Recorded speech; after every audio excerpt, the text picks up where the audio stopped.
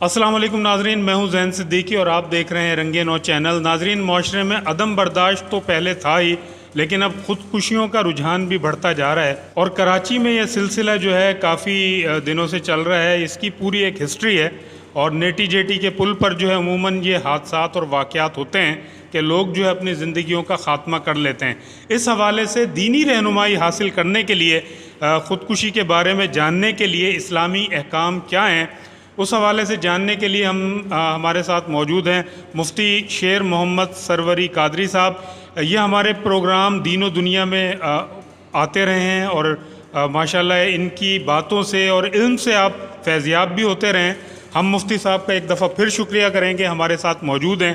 آج ہمارا سوال ان سے یہی ہے، سب سے پہلا سوال وہ یہ ہے کہ دین اسلام جو ہے وہ خودکشی کے بارے میں کیا کہتا ہے۔ السلام علیکم مفتی صاحب۔ جی وعلیکم السلام۔ خیریت سے ہیں آپ مفتی صاحب؟ جی اللہ کا بڑا کرم ہے، الحمدللہ رب العالمین والصلاة والسلام علی سید المرسلین وعلی آلہ وصحبہ اجمعین۔ سب سے پہلے تو جو انسانیت کے تحفظ کے حوالے سے اور انسانی خدمت کے حوالے سے جو آپ نے اور آپ کی ٹیم نے یہ قدم اٹھایا، یہ قابل تحسین ہے، اور اس کے علاوہ یہ ہے کہ میں خراج عقیدت پیش کروں گا ان بھائیوں کو جنہوں نے نیٹی جیٹی کے پل پر، وہ آپ کی ویڈیو میں نے دیکھی کہ 3 بچوں کی اور ان کی والدہ کی جان بچائی ہے، تو میں خراج عقیدت پیش کروں گا، اور یہ قابل تحسین عمل ہے، کیونکہ اگر قرآن کی نص کو دیکھا جائے، اللہ کے حکم کو دیکھا جائے، تو انہوں نے 3-4 جانوں کو نہیں بچایا، بلکہ قرآن کہتا ہے کہ جس نے کسی ایک انسان کی جان کو بچایا، گویا کہ اس نے پوری انسانیت کو بچایا ہے۔ تو بہت مبارکباد کے مستحق ہے، اللہ ان کو اجر دے کہ جنہوں نے اتنا بڑا کام کیا اور 3 انسانوں کی جان بچائی، اللہ پاک ان کو جزائے خیر عطا فرمائے۔ خودکشی کے حوالے سے آپ نے شاید فرمایا کہ دین ہمارا کیا کہتا ہے۔ قرآن کریم میں اور اللہ کے رسول کے احکامات کے ذریعے ہمیں بہت سارے میسیج ملتے ہیں۔ قرآن اس حوالے سے بالکل صراحت کے ساتھ کہتا ہے کہ وَلَا تَقْتُلُوا أَنفُسَكُمْ إِنَّ اللَّهَ كَانَ بِكُمْ رَحِيمًا، کبھی بھی اپنے آپ کو قتل مت کیا کرو، کیونکہ تمہارا رب جو ہے تمہارے اوپر بہت مہربان ہے۔ اور آگے اللہ پاک فرماتے ہیں کہ وَمَن يَفْعَلْ ذَلِكَ عُدْوَانًا وَظُلْمًا فَسَوْفَ نُصْلِيهِ نَارًا، اگر کوئی ظلماً اور زیادتی کرتے ہوئے، اپنی جان پر زیادتی کرتے ہوئے ایسا کرے گا، تو پھر اللہ پاک نے وعید بھی بیان فرمائی کہ ہم اس کو داخل جہنم کریں گے۔ تو یہ نص قطعی سے ثابت ہوا کہ یہ کام حرام ہے، خودکشی ناجائز ہے، یہ مذموم عمل ہے۔ اللہ پاک نے اسے صراحت کے ساتھ منع فرمایا، اور صرف منع ہی نہیں فرمایا، وعید بھی قرآن میں بیان فرمائی کہ جو ایسا کرے گا، اپنی جان کو ضائع کرے گا، تو ہم اسے پھر داخل جہنم کریں گے۔ تو یہ سخت ترین جو ہے، یہ گناہ کبیرہ ہے۔ اور دیگر روایات کے اندر بھی اس طرح سے آیا۔ حضرت جندب بن عبداللہ رضی اللہ تعالیٰ عنہ یہ فرماتے ہیں کہ ایک صحابی کے بارے میں فرماتے ہیں، ایک شخص کے بارے میں ہے کہ صحابی نہ تھے، کسی اور شخص کا واقعہ تھا۔ بہرحال یہ واقعہ ملتا ہے حدیث میں، حضرت جندب بن عبداللہ فرماتے ہیں ایک شخص کا واقعہ ملتا ہے کہ اس کو وہ جنگ کے دوران زخمی ہوا، اتنے زخم آئے کہ پھر وہ برداشت نہ کر سکا، اور اس نے خود سوزی کر لی، اپنا ہاتھ کاٹ ڈالا اور خود سوزی کر لی۔ اللہ سبحانہ و تعالیٰ نے فرمایا کہ بندے نے میرے احکام کی پرواہ نہیں کی، میرے احکام کے متعلق جلدی کی، اس وجہ سے میں نے اس پر جنت حرام کر دی۔ یعنی اس قدر یہ مذموم عمل ہے کہ اللہ پاک بندے پر جنت حرام کر دیتا ہے، جنت دور کر دیتا ہے۔ تو یہ اس حوالے سے اور بھی کئی روایات ملتی ہیں۔ اب جو شخص خودکشی کرتا ہے، اس حوالے سے اسلام مزید کیا کہتا ہے، آخرت میں مزید اسے کیا عذاب دیا جائے گا۔ صحیح بخاری کی حدیث پاک ہے کہ جو بندہ جس ہتھیار کے ساتھ خودکشی کرتا ہے، قیامت میں وہ ہتھیار اس کے ہاتھ میں دیا جائے گا۔ حضور نے یہی فرمایا، اس کے ہاتھ میں دیا جائے گا، وہ اپنے پیٹ میں مارے گا اور جہنم میں رہے گا۔ کسی نے زہر پیا، زہر اس کے ہاتھ میں دیا جائے گا، وہ پیے گا اور جہنم میں رہے گا۔ کسی نے پہاڑ سے اپنے آپ کو گرایا، اس کو پہاڑ سے دھکے دیے جائیں گے اور وہ جہنم میں رہے گا۔ یعنی مطلب یہ ہے کہ جس طرح کوئی شخص خودکشی کرتا ہے، اتنا مذموم اور سخت عمل ہے، اس کی سخت وعید ہے کہ صرف جہنم میں نہیں، بلکہ جس طرح اس نے اپنے آپ کو ہلاک کیا تھا، وہ عذاب اس کے لیے دائمی اس کا مقدر کر دیا جائے گا، اسی عذاب میں مبتلا رہے گا اس وقت تک جب تک اللہ پاک اس کی بخشش کا فیصلہ نہیں کر دیتا، اگر وہ مسلمان ہے۔ اب اس بات سے اندازہ کریں، یعنی ایک بار تو اس نے جان چھڑا لی، اور وہ کیا سمجھے گا کہ مرنے کے بعد مجھے راحت مل جائے گی، سکون مل جائے گا؟ نہیں، اللہ کے رسول کیا فرما رہے ہیں، وہ مسلسل اسی عذاب میں گرفتار رہے گا۔ اس سے بڑی بدبختی اور محرومی کیا ہو سکتی ہے؟ اور ایک بڑا مشہور شعر آپ نے بھی سنا ہوگا، ہم بھی سنتے ہیں کہ مر کے بھی چین نہ پایا تو کدھر جائیں۔ تو اللہ پاک ان کو ہدایت عطا فرمائے۔ اچھا مفتی صاحب، ویسے تو معاشی مسائل اور دیگر مسائل ہوتے ہیں معاشرے میں جن کی وجہ سے لوگ خودکشی کرتے ہیں، لیکن یہ انتہائی قدم ہے اسلام میں بھی جو ہے مایوسی کو بھی کفر قرار دیا گیا ہے. تو یہ پوچھنا ہے کہ کس طرح کے مسائل ہوتے ہیں آپ کی نظر میں کہ لوگ جو ہے اس انتہائی اقدام کو اٹھانے سے گریز نہیں کرتے؟ میں یہی کہنا چاہوں گا زین بھائی کہ خودکشی کی وجوہات کیا ہے. یہ جس طرح آپ نے شروع میں عدم برداشت کا نام لیا، بے صبری، عدم برداشت، گھریلو ناچاکی، بے روزگاری، مہنگائی، آپس کے جھگڑے، اور یہ تمام تر وہ چیزیں، اور دین سے دوری. بنیادی طور چیز کیا ہے؟ دین سے دوری. جب ہم دین سے دور ہوتے ہیں، اللہ سے دور ہوتے ہیں، مصیبتیں آتی ہیں، آفتیں آتی ہیں، اور ہم صبر نہیں کر پاتے اور انتہا کر گزرتے ہیں. تو سب سے بڑی وجوہات یہی ہے. ایک تو یہ ہے کہ دین سے دور ہیں لوگ، اللہ سے رجوع نہیں کر رہے.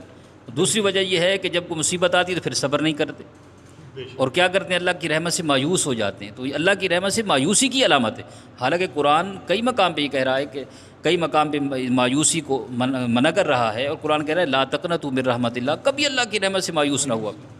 اس لیے کہ اللہ پاک تو 70 ماؤں سے بھی زیادہ اپنے بندے سے پیار کرتا ہے. اور قرآن دوسرے مقام پہ کہتا ہے وَمَن يَقْنُطْ مِن رَحْمَتِ رَبِّهِ إِلَّا الضَّالُونَ. بالکل واضح فرمان موجود ہے کہ خودکشی کون کرتا ہے؟ اللہ کی رحمت سے مایوس کون ہوتا ہے؟ جو گمراہ ترین بندہ ہے. گمراہ ترین بندہ ہے وہ اللہ کی رحمت سے مایوس ہوتا ہے. تو کبھی بھی اللہ کی رحمت سے مایوس نہیں ہونا چاہیے. اور قرآن واضح طور پہ کہہ رہا ہے فَإِنَّ مَعَ الْعُسْرِ يُسْرًا إِنَّ مَعَ الْعُسْرِ يُسْرًا. بے شک مشکل کے بعد آسانی ہے، بے شک مشکل کے بعد آسانی ہے. ہر شخص کو سوچنا چاہیے کہ آج اگر مشکلیں ہیں تو کل آسانی آئے گی، آج پریشانی ہے کل خوشحالی آئے گی، آج برے دن ہے کل اللہ پاک اچھے دن بھی لے آئے گا. تو اس لیے بے صبری نہیں کرنی چاہیے، اور مصیبت میں صبر کرنا چاہیے. جو مصیبت میں صبر کرتا ہے، قرآن کیا کہتا ہے؟ ان اللہ مع الصابرین.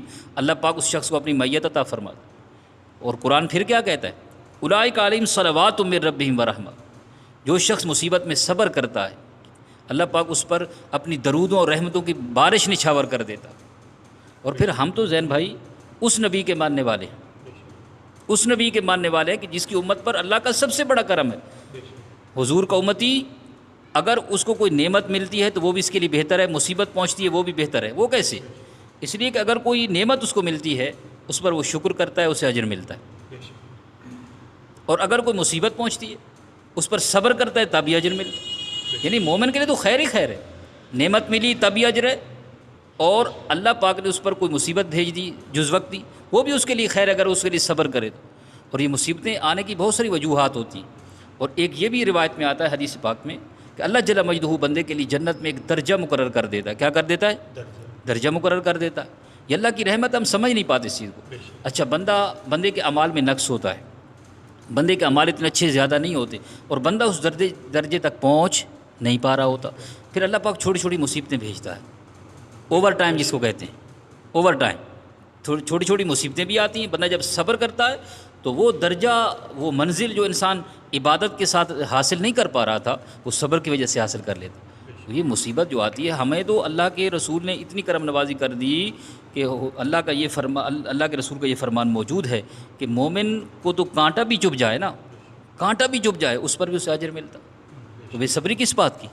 اللہ پاک ہے نا، اس کا رسول ہے، اس کا دین ہے، تو پریشانی کی کوئی بات نہیں. صبر سے کام لیں گے تو انشاءاللہ یہ ساری مشکلیں آسان ہو جائیں گی.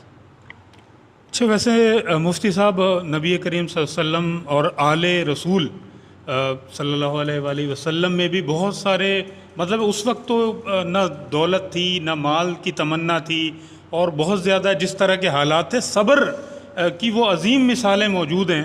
حضرت فاطمہ تو زہرا کی زندگی کے حوالے سے لیں، اور بہت ساری مثالیں، اس کے حوالے سے بھی ذرا تھوڑی سی روشنی ڈال دیجیے گا.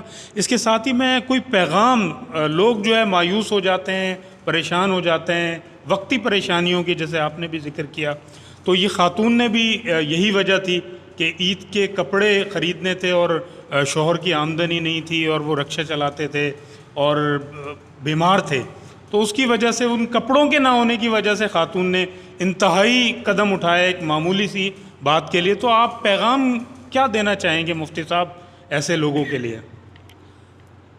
2-3 سوالات آپ کی گفتگو میں یہ واضح ہوئے ہیں کہ ہمارے اسلاف نے ہمیں کیا میسیج دیا صبر کا. یہ تو بڑی لمبی بات ہے، لیکن آپ دیکھیں کہ میرے پاک نبی وہ ذات ہیں کہ جن کی خاطر اللہ پاک نے اس کائنات کو بنایا. ایک وقت آیا غزوہ میں جب صحابہ کرام نے پیٹ پہ پتھر باندھ لی. جب حضور کو بتایا کہ یا رسول اللہ ہم نے بھوک کی وجہ سے پتھر باندھ لی، وہ نبی، وہ اللہ کا رسول، وہ حبیب کہ جس کی خاطر کائنات بنائی گئی. حضور نے پیٹ سے پتھر ہٹائے تو 2 پتھر باندھے ہوئے تھے. تو کیا صبر کا میسیج دیا کہ اللہ کے رسول دان غیوب جب اس قدر صبر کر سکتے ہیں تو ہمیں کتنا بڑا صبر کرنا چاہیے. طائف کے میدان میں آپ کو پتھر مار کے لہو لہان کیا گیا، لیکن وہاں بھی آپ نے صبر کیا اور دعا دی. تو اس لیے ہم تو امت ہے، حضور کی زندگی ہمارے لیے نمونہ ہے، تو ہمیں ہر حال میں صبر کرنا چاہیے. میسیج کے حوالے سے 2 باتیں، ایک حکام بالا کو میں میسیج دینا چاہوں گا.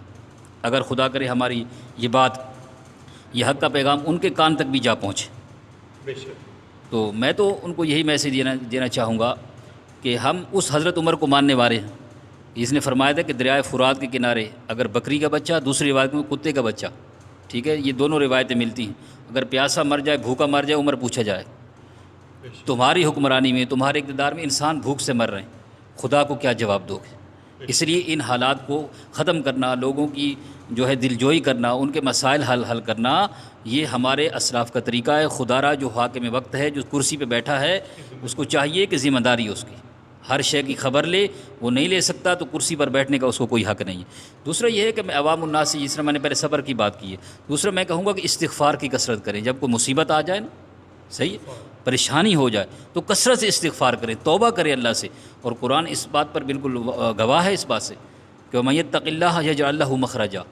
جو اللہ کا تقوی اختیار کرتا ہے، ٹھیک ہے، پرہیزگاری اختیار کرتا ہے، اللہ پاک ہر مصیبت سے نکلنے کا راستہ دے دیتا ہے. تو جب استغفار کریں گے، توبہ کریں گے، تو ان کو اندازہ اس بات کا نہیں کہ اللہ پاک ان کے نکلنے کے لیے کہاں کہاں سے راستے عطا کر دے.